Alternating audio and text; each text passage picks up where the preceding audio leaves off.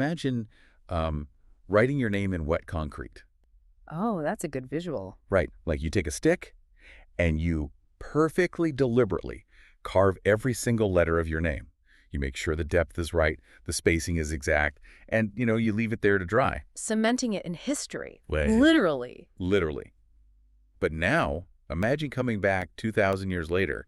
You find that exact slab of concrete. But over the centuries, someone has chiseled a few extra letters into your name. Just kind of tacked them on. Yeah, someone else painted over it to make it match the colors of their era. Another person came along and filed down one of the sharp edges because, it was hard to pronounce in their native accent. Right, they smoothed it out. Exactly.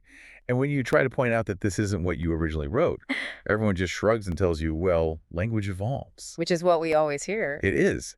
If you're listening to this deep dive right now, your immediate thought is probably that this is just the natural course of history.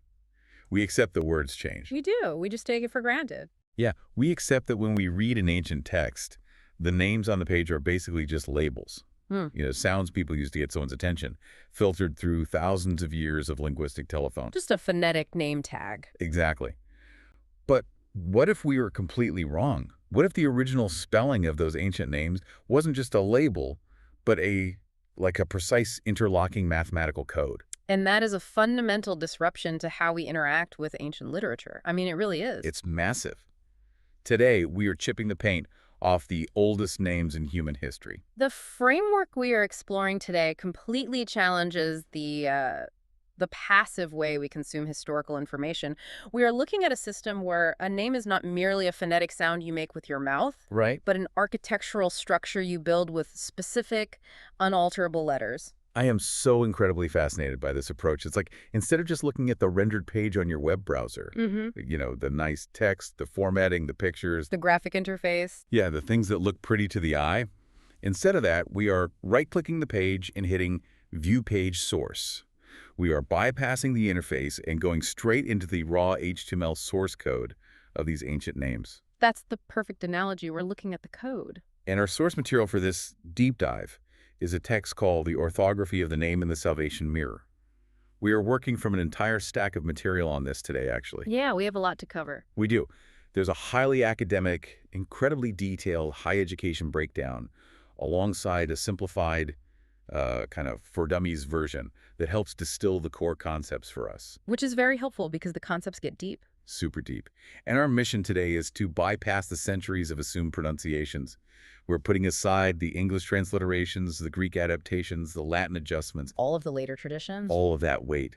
We're looking solely at the original raw letter count of ancient Hebrew and Greek words to uncover this hidden intentional architecture. And to embark on that mission, we really must first establish the governing philosophy of the source material. The ground rules. Exactly. The text lays out a very specific, uncompromising rule right from the opening pages. It declares, and this is a quote, "The first act of truth is not interpretation. The first act of truth is counting." Wow. The first act of truth is counting. That is a massive paradigm shift. It changes everything about how you approach a text. Because if you think about how we usually study literature or theology or history, the very first impulse is almost always interpretation. We read a word and immediately ask, like, what does this mean? Right. Or what is the cultural context? Yeah. Or how does this translate to my modern life? We want the meaning before we even understand the structure. We rush to the meaning. But this source is hitting the brakes, putting up a giant stop sign and saying, well, before you do any of that, just count the letters on the page. You just count them. The text calls this foundational rule the law of custody. The law of custody. Okay. It is the central pillar upon which this entire orthographic architecture rests. The law of custody demands that the original letter witness, Meaning the actual letters? yes, the physical characters written by the original scribe, those must be strictly counted and accounted for before any inherited spelling or later translation is allowed to speak. Okay, hold on. Let me push back on this right out of the gate because I know exactly what a lot of people are thinking right now. Go ahead.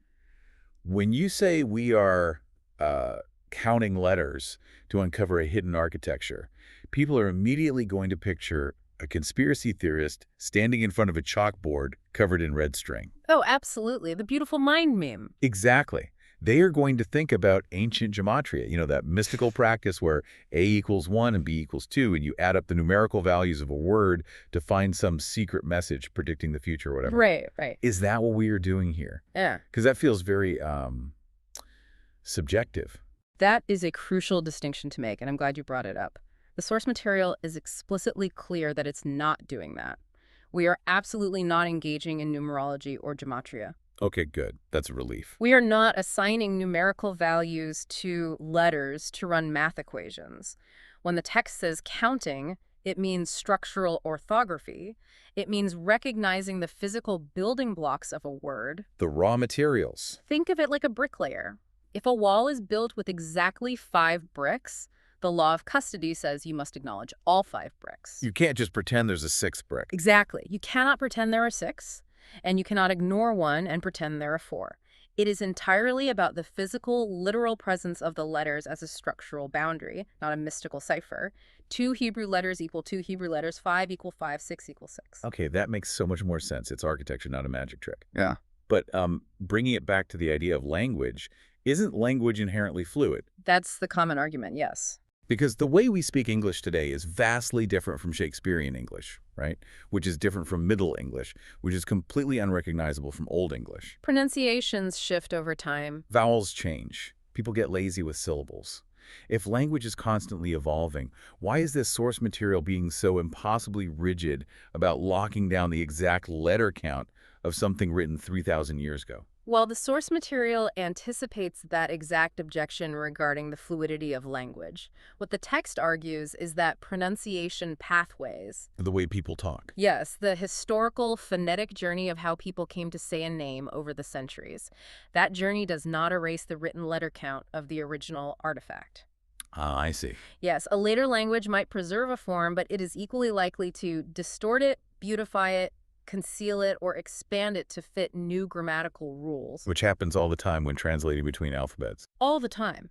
So if an ancient scribe wrote a specific 5-letter sequence, the fact that 1,000 years later, an entirely different culture started pronouncing it with an extra syllable. Or added a localized vowel sound to make it, roll off the tongue easier. Right, exactly. That does not magically alter the physical reality of the original 5 letters. A later language cannot retroactively reach back into the past and change the original spelling. It's locked in. Hmm.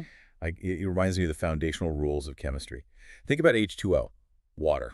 Okay, let's run with that. You have 2 parts hydrogen, 1 part oxygen. That is the structural reality of the molecule.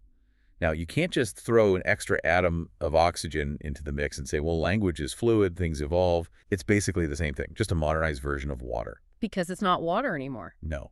If you add an extra oxygen atom, you don't have evolved water. You have H2O2. You have hydrogen peroxide. That's a great analogy. It might still look like a clear liquid. It might seem similar on the surface, but structurally and fundamentally, you have created a completely different substance. Yeah. If you change the atom count, you change the identity of the molecule. That analogy perfectly captures the stakes of the law of custody. If you change the atomic structure, you lose the original identity. You're drinking peroxide instead of water. Exactly. And let's ground this in the historical reality of the text. The source material spends a significant amount of time addressing the impact of the Masoretic traditions, which is really essential context here. The Masoretes. I've heard that name, but remind us who they were. Well, ancient biblical Hebrew, in its original written form, did not have written vowels. It was a purely consonantal text. Wait, really? Just consonants? Just consonants. The reader provided the vowel sounds based on oral tradition and an innate understanding of the language. For anyone who hasn't studied ancient languages, that sounds incredibly difficult to read. Just a massive string of consonants, like trying to read a text message where someone took out all the A's, E's, I's, O's, and U's. It was a system that relied heavily on deep cultural memory and continuous generational transmission. But centuries later, long after the original texts were penned, a group of medieval Jewish scholars known as the Masoretes recognized that this oral tradition of pronunciation was at risk of being lost. Because people were spreading out, leaving the area. the diaspora. Right.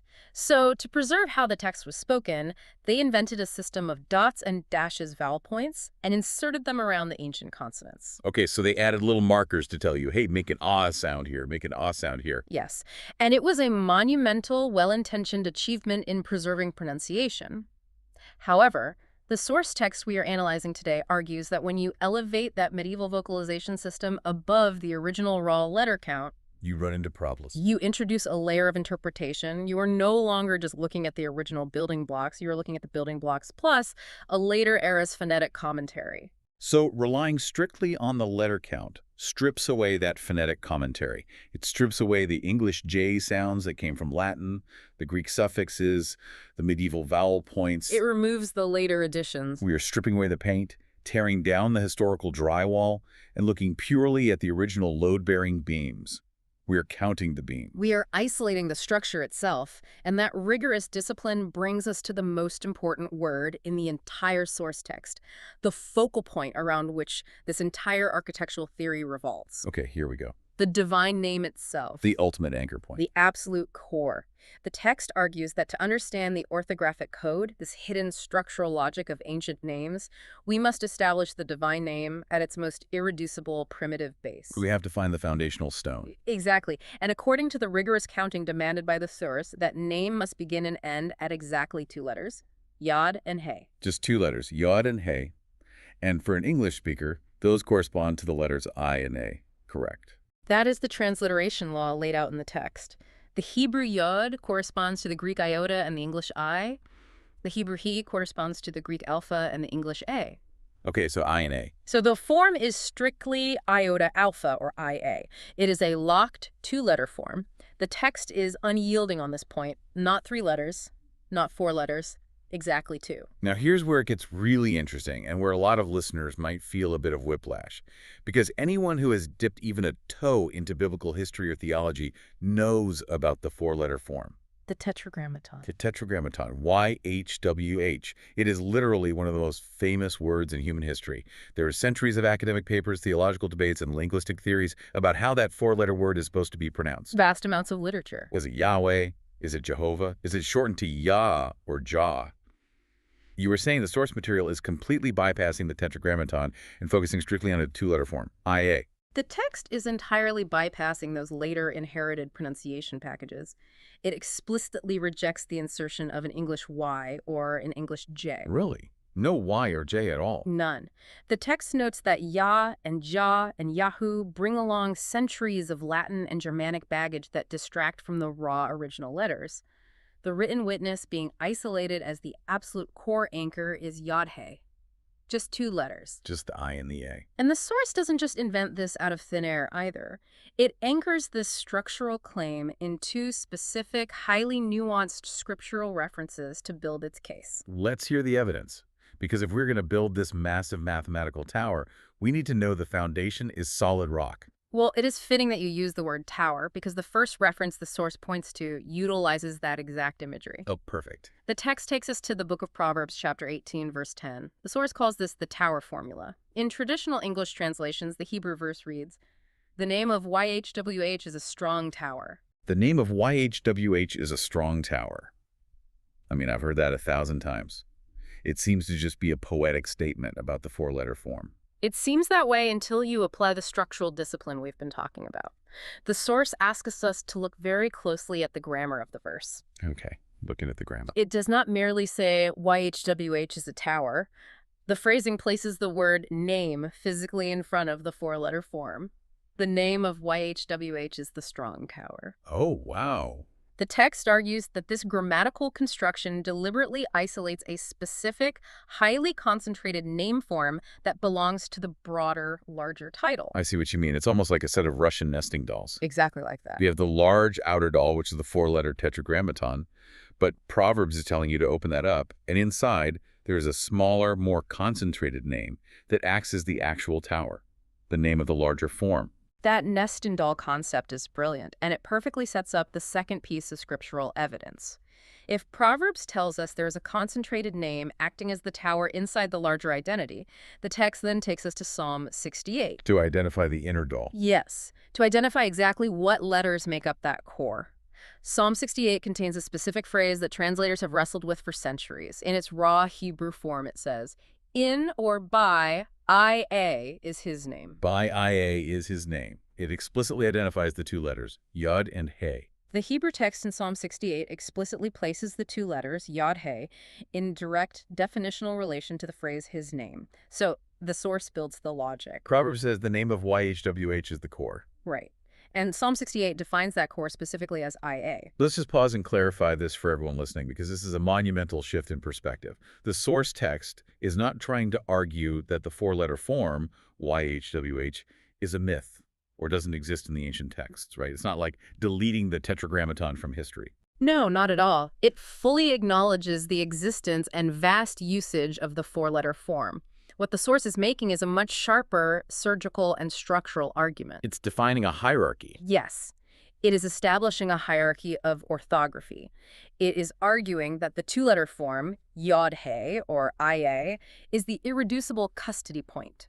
It is the genetic material. It is the core anchor upon which everything else is built. And the source doesn't just rely on analyzing biblical verses either. It actually brings in some pretty heavy-hitting historical testimony to back this up. It does. There's an ancient writer who actually documented this exact two-letter pronunciation. Yes, the source material utilizes the historical testimony of Theodoret of Cyrus. To fully appreciate why this matters, we really have to understand the context. Set the stage for us. Who was Theodoret? Theodoret was a 5th century Christian bishop, theologian, and historian living in Syria. This is a crucial time and place. He is situated in a region where diverse linguistic and religious traditions are constantly colliding. A real melting pot of ancient thought. Exactly. And he is observing the practices of both the local Jewish communities and the Samaritan communities. And there was a lot of tension between those two groups, especially regarding how ancient texts were preserved and spoken. I mean, they did not agree on much. Immense tension. They had entirely different approaches to the sacred texts. And what Theodoret preserves in his writings is a direct observation of how these two groups handled the divine name. Okay, what did he observe? He documents that the Samaritans pronounced a longer multisyllable form, which he associated with the Greek letters IABE, IABE. IB. But he explicitly notes that the Jews, the custodians of the Hebrew text, pronounced a strictly shorter form. Which was Aya. Aya. Just the two letters, I and A. The historical record is pristine on this. Even modern scholars who debate the pronunciation of the Tetragrammaton have to reckon with Theodoret. His testimony proves that this distinction isn't just some modern retroactive theory concocted in a vacuum. It's not something someone just made up on a whiteboard yesterday. Exactly. The source material leverages Theodoret to say, look, history agrees with the structural analysis.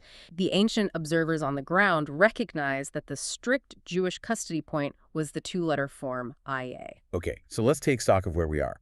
We have established the law of custody. Yeah. The first act of truth is counting letters. Counting bricks. Right. We have bypassed all the fluid, ever-changing traditions of spoken language.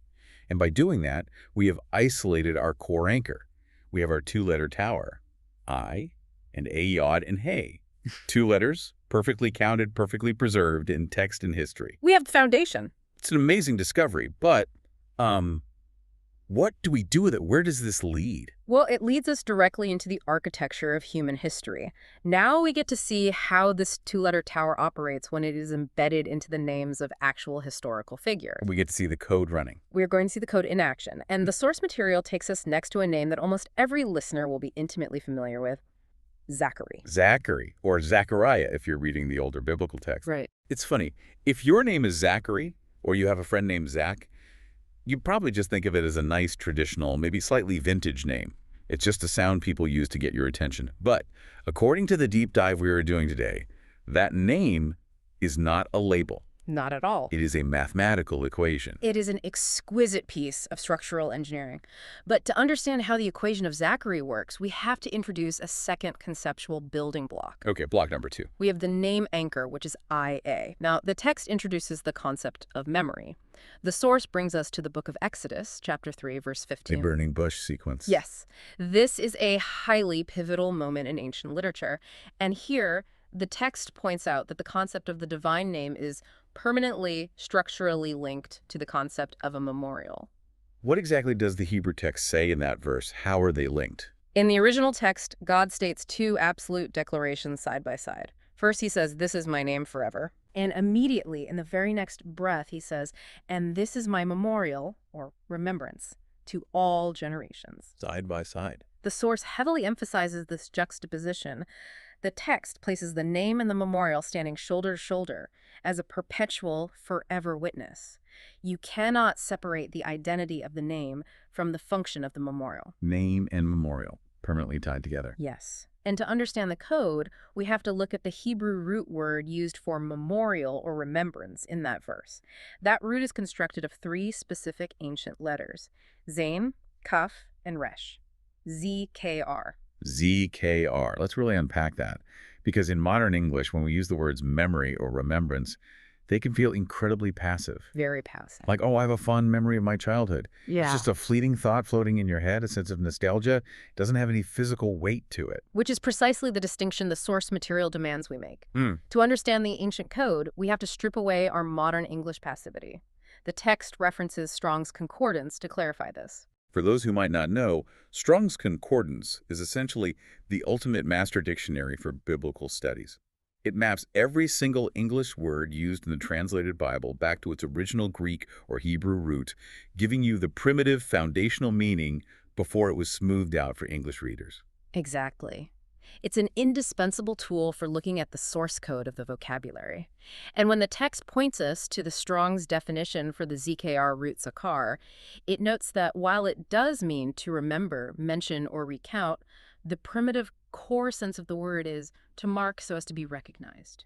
To mark so as to be recognized. Wow, that is a completely different paradigm. That is active, it's physical, it's intentional. It is an active construction. The source emphasizes that ZKR is not a weak floating memory. It is marked remembrance. Left remembrance. It is recognition preserved in a physical space. Yeah. It is the act of building a monument so that future generations cannot possibly forget. Okay, so let's put the pieces on the table. We have our memorial root, ZKR, the monument builder, and we have our two-letter name anchor, IA, the tower. I think I see exactly where this mathematical equation is going. If we look at the original Hebrew spelling for Zechariah, or Zachary, By the law of custody. let's count the letters. In the Hebrew text, the shorter foundational spelling of Zechariah is exactly 5 letters: Zayin, Kaf, Resh, Yod, He. ZKRIA. Look at the structure. Break it apart according to the physical letters on the page. You have the first 3 letters, ZKR, the memorial root, Right. and you have the final 2 letters, IA, the exact 2-letter name anchor, ZKR plus IA. That is absolutely mind-blowing. It perfectly structurally fulfills the mandate laid out in Exodus 3. God says, this is my name, which is IA, and this is my memorial, which is ZKR. And the name puts them together. The name Zachary literally, physically combines those two exact concepts into a single, flawless 5-letter structure, ZKRIA.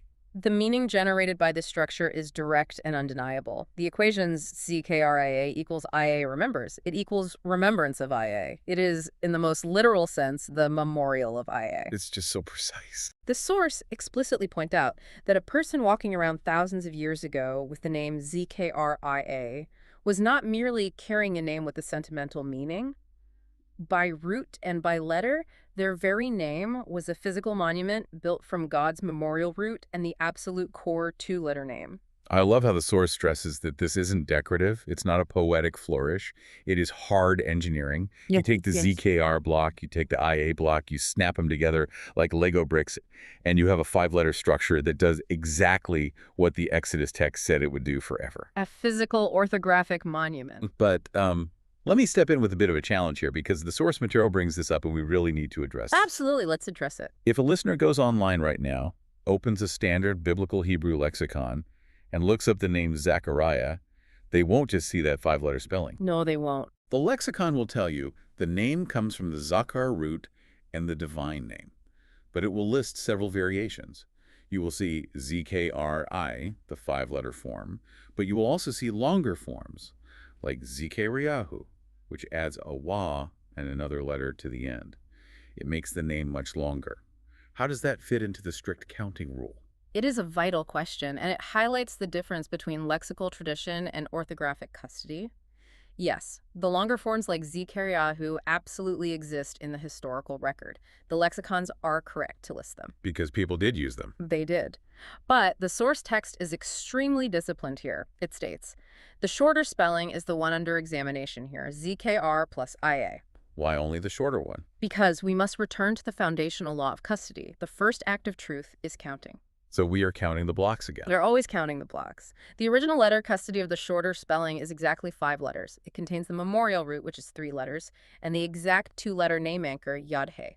It perfectly balances the equation. 3 plus 2 equals 5. The longer form, Zechariahu, introduces new letters. It extends the spelling beyond the core anchor. The source argues that while the longer forms are historically valid variations that developed over time, it is the strict 5-letter form, ZKRIA, that serves as the perfect, unadulterated architectural witness to the Exodus mandate. Right, because if we go back to our chemistry analogy, Yeah. ZKRIA is one specific molecule. Zechariahu is a different molecule. Precisely. They are undeniably related. They belong to the same family of chemical compound.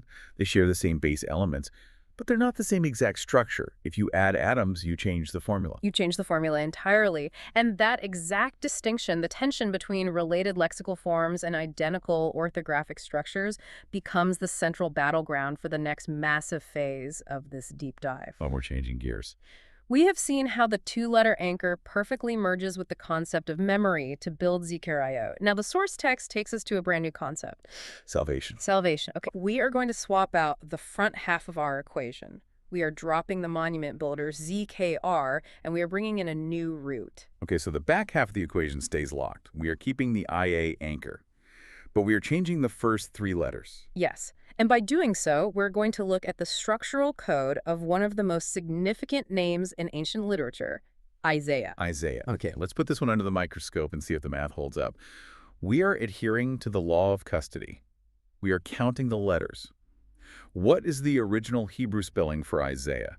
In its foundational shorter form, the Hebrew spelling for Isaiah is exactly 5 letters, Yod Shin Ayin Yod He. Let me visualize that and write it out mentally. Yod Shin Ayin, that's the first block. And then it ends with Yod He. That's our 2-letter tower. That's our IA anchor at the end. Exactly. Now, let's apply the transliteration rule we established earlier. Translating the Hebrew to English letters. Right. Yod corresponds to A, Shin corresponds to S, Ayin corresponds to A. So the front block, Yod Shin Ayin, reads as ISA, and the back block, Yod He, is IA. Put it all together, and the full 5-letter name reads out strictly as ISAIA. Isaiah. Okay, let's break down that front half. We know the IA block is the name. What is the ISA block? What does Yod Shin Ayin mean? The Hebrew root there is Yasha. The source, once again, points us to the foundational lexicons to define the core meaning.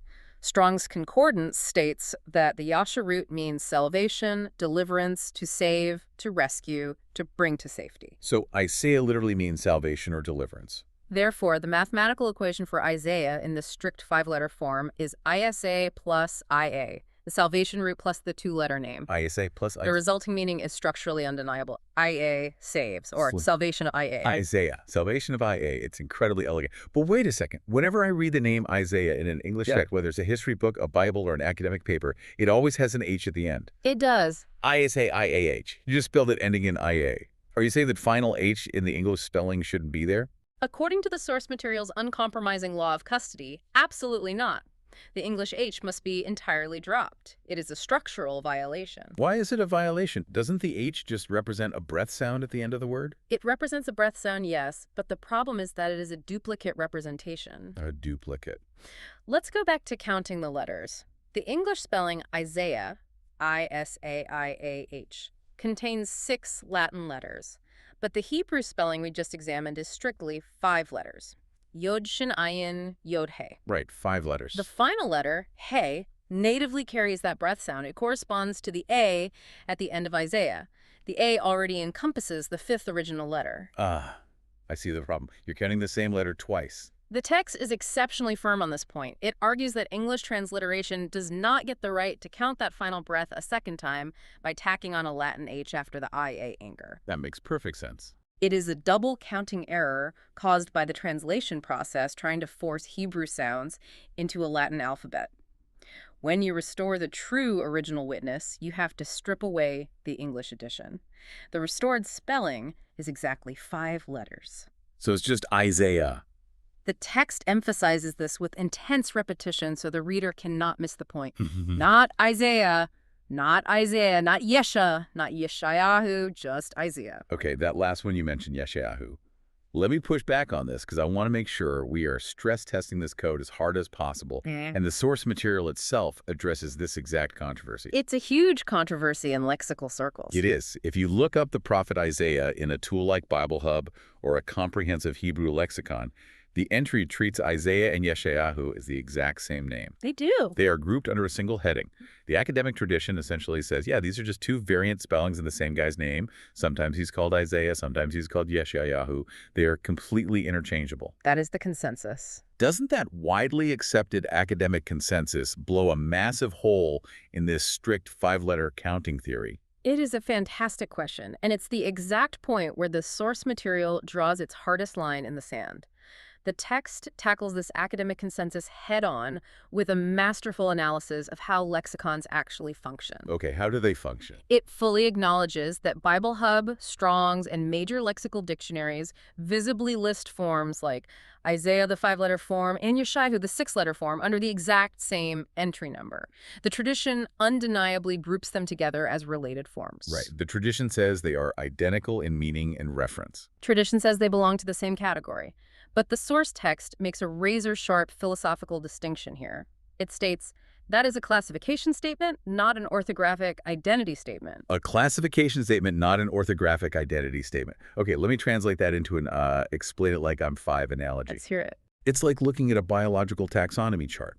You have a lion and you have a tiger. A biologist will classify both of them under the genus Panthera. They are both big cats. Right. They belong to the same family. That is a classification statement. But if you were looking at their genetic code, an identity statement would say a lion is absolutely not a tiger. They are biologically distinct. They have different DNA. They have different structural realities. You cannot point to a tiger and call it a lion just because they share a category. That is a brilliant analogy, and it perfectly mirrors what the lexicons are doing. Lexicons group related linguistic forms. They build families of words based on shared roots and historical usage. They're grouping the big cats. Exactly. But as the text vehemently argues, grouping words together in a dictionary does not make the physical letters magically vanish from the page. Let's prove it. Let's count the letters in Yeshayahu, just to be mathematically precise. The spelling for Yeshayahu is Yod Shin Ayin Yod He War. Count them out. That is 6 Hebrew letters. And Isaiah, as we established, is exactly 5. Yod Shinayin Yod He. Yes. Now look at their structure side by side. They both share the exact same front end, the salvation body, the Yasha root, ISO Yud Shin Ayin. The first 3 blocks match. But they radically diverge at the ending. Isaiah ends in the pure 2-letter anchor, Yod He, IA. Yeshayahu ends in a 3-letter cluster, Yod He Wah. IA versus IAW. Exactly. And here's the unyielding logic of the source text. IA is not Yod He Wah. 2 letters are not 3, 5 letters are not 6. It's just basic counting. The structural difference between these 2 names isn't imaginary. It isn't a trick of pronunciation. It is physically, undeniably written on the page in ink. The extra letters right there. The source argues that if this entire architectural premise depends on establishing that the foundational name element is strictly the 2-letter IA, then that final 6th letter, the Wa, in Yeshayahu, matters immensely. You cannot import a 6th letter into a 5-letter form and pretend nothing structural has changed. You can't just sweep the extra letter under the rug because a dictionary says they're related. That violates the very first rule we established. The first act of truth is counting. You must count the Wa. 5 does not equal 6. The law of custody holds firm. Isaiah is its own distinct, mathematically precise spelling, structurally separate from Yeshayahu. And establishing that rigid, impenetrable boundary around the 5-letter Isaiah is absolutely crucial, because it sets the stage for what I consider to be the most astonishing, goosebump-inducing revelation in the entire source material. Oh man, I am ready. We have firmly established the ISA plus IA equation. We know how it works. No, the text introduces us to a name that happens to feature that exact wa letter we were just debating. Wa is coming back. It is. And the source shows us how that specific letter functions not as an addition, but as a mechanical hinge to create a perfect structural flip. Oh, I have been waiting for this part. We are leaving Isaiah, and we are moving to the name Joshua. Yes. Let's start the process exactly as we have with every other name. Apply the law of custody. Let's count the original letters in the foundational Hebrew spelling of Joshua. Okay, lay it out for me. It is Yod, Hewa, Shin, Ayin. Exactly 5 letters. Yod He Wah Shin Ayin. Okay, right away, before we even dig into the mechanics, I noticed something fascinating. Look at the English translation. Joshua. It completely hides the beginning of the original word. It entirely buries it. In English, it starts with a J and an O. J-O. But in the original Hebrew, you just spelled out the first 2 letters are Yod and He. Exactly. The English translation obscures the architecture. In Hebrew, the name Joshua begins with IA. It begins with the absolute 2-letter name anchor. So we start with the name block, IA, and then we have the remaining sequence of 3 letters, Wah Shin Ayin. At the raw spelling level, yes. But here is where the text introduces a critical, deeply historical concept required for reading ancient orthography accurately, the Paleo-Hebrew letterhouse reading. What does letterhouse reading mean? We need to unpack that terminology. It means we must look beyond how a letter sounds in modern usage and examine its ancient conceptual origin. We have to look at the house it was born in. Okay, the house it was born in. To understand this, we have to look back at Paleo-Hebrew. This was the ancient script used before the block letters of modern Hebrew were adopted. Paleo-Hebrew was pictographic. Meaning the letters were pictures. Yes. The letters were essentially little drawings that represented physical objects from the everyday world of an ancient nomadic people. So the letters weren't just abstract symbols like our ABCs. They were pictures of things you could touch. Exactly. Now, standard modern Hebrew grammar will often look at that middle letter in Joshua the Wah and classify it as a mater lectionis, which is a Latin term meaning mother of reading. Mother of reading, what does that do? In later vocalization systems, like the one developed by the Masoretes we discussed earlier, the Wah is often treated as a vowel. It's vocalized as an O or a U sound. Ah, okay. That later vowel pointing is exactly why we get the O sound in the English name Joshua. Right, in modern terms, it acts as a vowel sound, bridging the 2 halves of the word together. Joshua. But the source material vigorously argues that an authentic letterhouse reading cannot merely repeat a later medieval vocalization system. We have to go back to the pictogram. Back to the original picture. In its ancient Paleo-Hebrew house, the letter Wah was drawn as a physical object. It literally depicted a peg, a hook, or a connecting nail. A hook. Like a physical tent peg you'd use to secure a rope, or a hook that joins 2 separate objects together. Exactly. That is its functional identity. And if Wah is conceptually a connector, the text argues, it does not mysteriously invent a new O or U vowel sound out of nowhere. Its orthographic job is to hook. It binds. It returns the reader to a previous point. I absolutely love this concept. Let me throw out an analogy to see if I'm tracking. Please do. It's like in sheet music, when you are playing a song and you hit a repeat sign. The repeat sign doesn't generate its own unique musical note. It doesn't have a sound. Its entire structural function is to grab the melody and throw you back to the beginning of a previous measure. That is exactly how it functions. Or, to bring it back to our internet analogy from the intro, it's like a hyperlink on a web page. You scroll down, you click back to top, and the code hooks you back to the beginning of the page. It doesn't create new text, it loops you back. That is precisely how the source describes the Wah functioning in this specific name. Let's look at the sound unit for Joshua again and apply this hyperlink concept. Okay, let's walk through it. The word begins with Yod He. The sound unit begins with the Yod, which corresponds to the I. This is followed by the He, which is the breath A. So the dominant starting sound of the entire unit is I. Okay, I'm tracking with you. The unit starts with I. Therefore, when the hook, the repeat sign, comes next in the sequence, what does it do? It hooks back to the beginning of its immediate sound unit. It loops the reader back to the Yod, the I. Whoa! So it doesn't make an O sound at all. It acts as a structural instruction to return to the I sound. Yes. So let's trace the spelling of Joshua again, letter by letter, utilizing this hook-back letterhouse reading. Read it out. Yod He Wah Shanayin. The Yod is I. The He is A. The Wah acts as a hook, returning us to I. The Shin is S. The I is A. Let me write that out mentally. A hook back to ISA. ISA. And right here, the massive aha moment of the entire source text reveals itself. The architecture aligns. The text introduces us to the mirror. Okay, let's put these two massive structural equations side by side because this is crazy. Let's look at them. On one side, we have Isaiah, which Yeah. we established was exactly Yod Shenayin Yeh, the salvation root, Ayasa, plus the name anchor, Ia, Isa plus Ia. That's the first one. And now on the other side, we have Joshua, Yod He Wa Shin Ayin, the name anchor, Iaa, plus the Wa hook returning to I, plus Sa, Ia, plus Is. ISA. Look at the breathtaking symmetry of that structure. IS plus IA? Ia plus Isa. Yeah. They are not the same name. They are not the same spelling. They are distinct, mathematically precise five-letter forms, but they are perfect, flawless structural mirrors of the exact same salvation principle. That is. Wow. I just had to sit with that for a second. It's a lot to take in. That is not an accident. You do not get that kind of symmetry by chance over thousands of years of linguistic drift. That is highly advanced literary engineering. It's a mathematical equation written forwards and backwards. It is intentional architecture, and the source material beautifully explains the profound theological poetry encoded in this symmetry.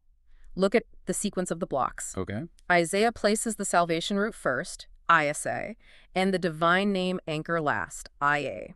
It is structured as a declaration. It announces the concept, salvation of Ia. Isaiah, salvation of Ia. Right. Joshua, on the other hand, reverses the order. It places the divine name first, Ia, and then uses the Wa hook to carry the salvation root forward, Is. Wow.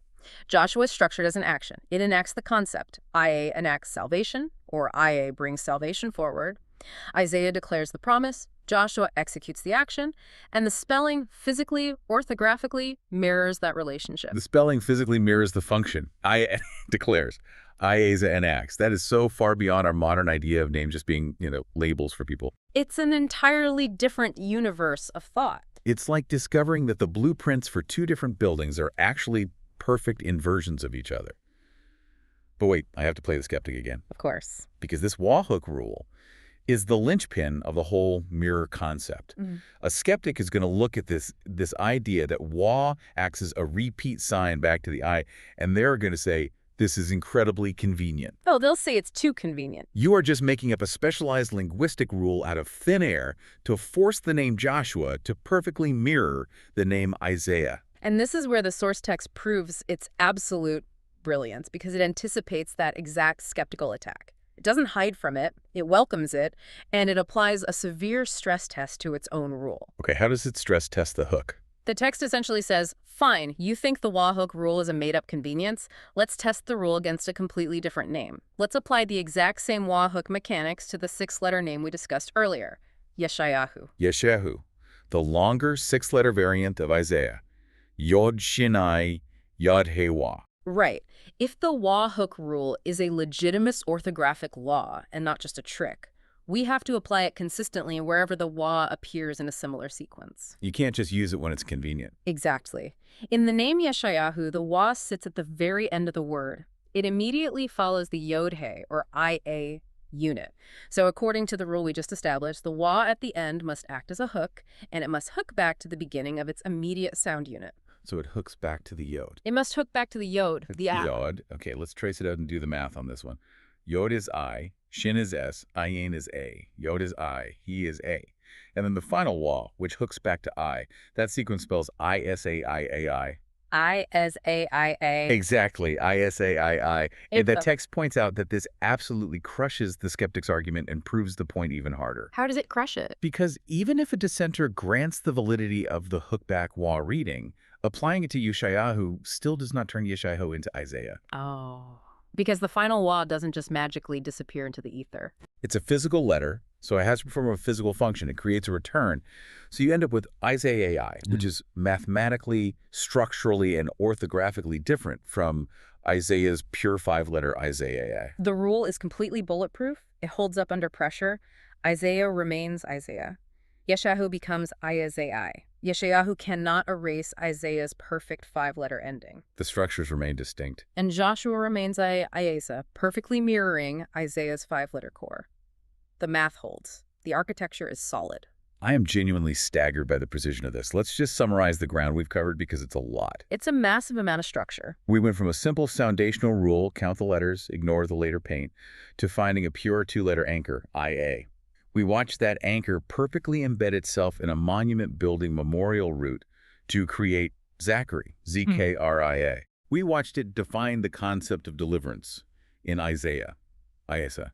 And then we watched it literally mirror itself through a functional pictographic hook in an entirely different name, Joshua Iasa.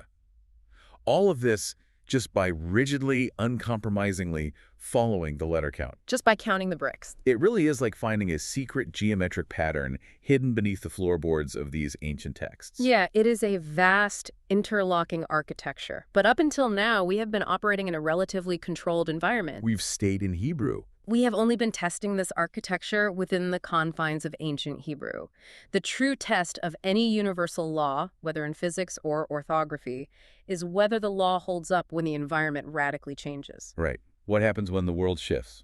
Because history didn't stay in a Hebrew vacuum. You have Alexander the Great sweeping across the known world. You have the Hellenistic period. Massive cultural disruption. Suddenly, Jewish culture, thought, and sacred texts are violently colliding with Greek philosophy and the Greek language. Yeah. This collision eventually leads to the New Testament being written entirely in Greek. An entirely different alphabet.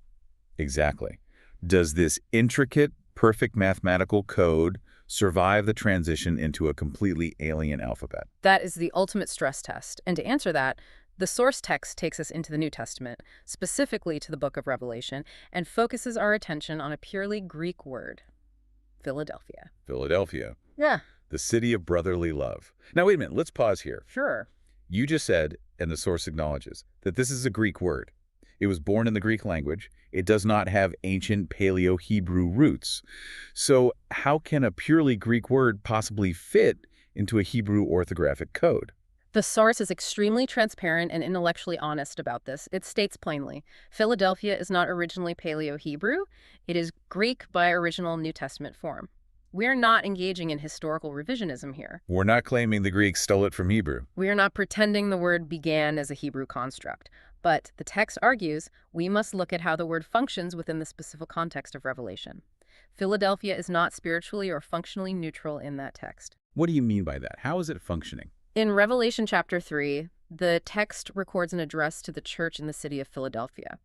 And in that address, it gives them a very specific, highly unique commendation. It says, "You have kept my word and have not denied my name." Have not denied my name. There it is, the name custody testimony. Exactly. The scriptural text explicitly assigns the Church of Philadelphia the specific function of name custody. So Philadelphia enters this mathematical structure not because it shares a linguistic Hebrew root, but because the narrative text itself assigns it the functional role of keeping the word and not denying the name. Okay, so following the logic of this entire deep dive, if Philadelphia has been assigned the function of name custody, then the physical spelling of the Greek word should somehow reflect our absolute two-letter anchor, IA. It has to, or the theory breaks. Does it? Let's apply the law of custody. Let's count the letters and examine the structural boundary of the Greek word.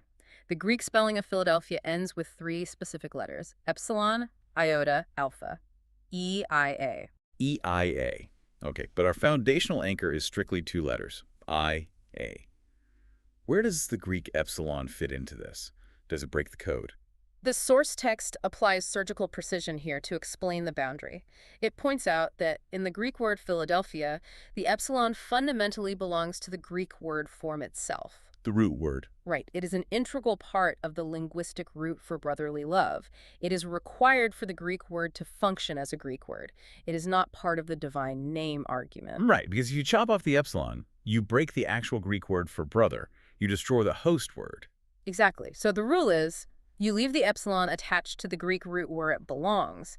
But when you do that, what remains as the absolute terminal witness at the very end of the word? Iota and alpha. IA. The exact same 2 letters that correspond to the Hebrew Yod-He. Yes. The text argues that in the word Philadelphia, the terminal witness is perfectly clean. You have the Greek root doing its job, and then the word terminates, it finally resolves in the absolute pristine witness of IA. It's standing right there at the end.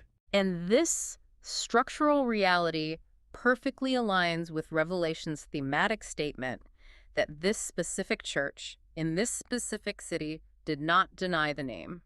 Okay, I'm going to play the skeptic one final time, because this is where the argument could easily fall apart, and I know the source material spends a lot of time locking this down. Bring on the skeptic. A skeptic is going to look at this Greek analysis and say, come on, you are just cherry-picking. You are finding the letters I and A near the end of a random Greek word and retroactively claiming it's a code. They'll say it's just coincidence. Right. You could do that with a million Greek words. And to prove their point, the skeptic would point to another famous church mentioned in Revelation, Laodicea. Which is the absolute perfect test case to examine, because Laodicea is another prominent church addressed in the same section of Revelation, and its Greek spelling also appears to have those same letters near the end. Right. If I say Laodicea in Greek, there is clearly an I and an A in the back half of the word. Why doesn't Laodicea count? Why don't they get the name custody commendation? This is where the source introduces its final, most rigorous, and most brilliant orthographic rule, the boundary law. The boundary law. The text states explicitly, the law is not. Every Greek aya ending is the name. That would be sloppy. You don't just get to reach into words and rip letters out wherever you find them convenient. You have to respect the governing cluster of the language. You have to respect the boundary. The governing cluster. Break that down for me. How does a letter govern a cluster? Let's look closely at the Greek spelling for Laodicea. It is Laodikia. The closing sound body of that specific word is structurally governed by the consonant kappa. Kappa, which sounds like K. Yes, the kappa forms and locks down a four-letter cluster. Kappa epsilon iota alpha, K-E-I-A. Kia. The source argues that the kappa is not just a decorative letter floating nearby, it actively governs that entire closing unit. Kia. The grammatical boundary law states that you cannot break a Kia cluster as though the kappa were not governing it. You can't ignore the K. You cannot just reach into that locked phonetic cluster, bypass the kappa and the epsilon, rip out the iota and the alpha, and pretend it stands as a clean, independent terminal witness like it does in Philadelphia. I see the difference now. It's about structural independence. Yep. In Philadelphia, the boundary was Philadelphia. The Greek root finished its job, and the IA was left standing alone as a clean, independent terminal ending. Yes. But in Laodicea, the boundary is Laodikia. The iota and alpha are trapped inside the kappa's cluster. They're subordinate to the kappa. Exactly. Having a similar sound neighborhood is not the same thing as having an identical orthographic witness, and the source points out an incredibly fascinating detail. This deep structural difference becomes glaringly obvious when you look at how those boundaries were historically mapped into English translations. Wait, the English translation actually reveals the Greek boundariation. Look at how the two words are spelled in English. Let's spell Philadelphia. P-H-I-L-A-D-E-L-P-H-I-A. It visibly, undeniably ends in the letters I-A. Right, it perfectly preserves the clean terminal witness. Now look at the English spelling for Laodicea. L-A-O-D-I-C-E-A. It doesn't even visibly end in IA in English. The English mapping reflects the locked cluster, and it translates the ending as E. Oh, wow. You are entirely right. Laodic EA. The English translation perfectly reflects the difference in the underlying Greek structural boundary. That is incredible. It operates perfectly on both linguistic levels. In Greek, Laodicea's ending is locked into the subordinate Kiai cluster. In English, it maps out ending in EA. Philadelphia, by contrast, gives us Philadelphia in English and maintains a clean, independent terminal iota alpha in Greek. And the final undeniable nail in the coffin for the skeptic's cherry-picking argument here is the actual scriptural function of the city, right? Yeah. Revelation does not give Laodicea the name custody testimony. Precisely. The boundary law requires three distinct elements to align perfectly before a code can be validated: letter count, boundary, and function. You have to have all three. We have seen the letter count. We have analyzed the boundary, the clean terminal IA versus the locked subordinate key IA cluster. Now look at the scriptural function. Revelation specifically praises Philadelphia for keeping the word and not denying the name. But what does Revelation say about Laodicea? It gives them the infamous lukewarm rebuke. Yeah. It says they are neither cold nor hot, and it spits them out of its mouth. Exactly. Laodicea receives a severe, lukewarm rebuke. It is explicitly not granted name custody. Therefore, the source concludes Laodicea cannot possibly be used as a cheap, skeptical rebuttal to the Philadelphia Code. Because it fails the test. The law is strictly, flawlessly upheld. Count the letters, preserve the linguistic boundary, obey the scriptural witness. Philadelphia aligns on all three counts: count, boundary, and function. Laodicea fails on boundary and fails on function. The orthographic architecture holds its integrity even when surviving the massive collision across the Greek language barrier. This has been an absolutely breathtaking journey, and it fundamentally changes how I will look at ancient texts from now on. Let me just recap the sheer scale of what we have unpacked today, because the magnitude of this code is staggering. It really is. We started with one single, strict rule. The first act of truth is counting letters. We bypassed the Masoretes, the Latin adjustments, and the centuries of transliteration. By applying that brutal discipline, we found the irreducible two-letter anchor, IA, Yod-He. The foundation. We watched that exact mathematical anchor merge with the active monument-building memorial root to form Zachary, ZKRIA, IA, remembers. We watched it define the very concept of deliverance in Isaiah, salvation of IA. A declaration. We watched it perfectly, poetically mirror itself via the Paleo-Hebrew pictographic hook in Joshua, IA, and Acts, salvation. We stress-tested that code against longer lexical variants like Yeshayahu, proving beyond a shadow of a doubt that 5 letters never equals 6. The math held up. And finally, we watched the code survive the Hellenistic period, crossing entirely into a new alphabet, maintaining perfect structural integrity through the boundary law and the Greek word Philadelphia, which was then perfectly verified by its specific functional assignment in the book of Revelation. It is a profound, earth-shattering paradigm shift. It forces us to ask a very uncomfortable question. Have we been reading these foundational texts far too casually? And that is exactly what I want to relate back to you, the listener. Think about how easily we accept surface-level information. We read an English translation of a name in a 3,000-year-old text, and we just accept it as a label, a sound, a historical name tag. Just reading the translation. We don't realize that just underneath the surfacing, there's this immense, rigorous, uncompromising mathematical precision.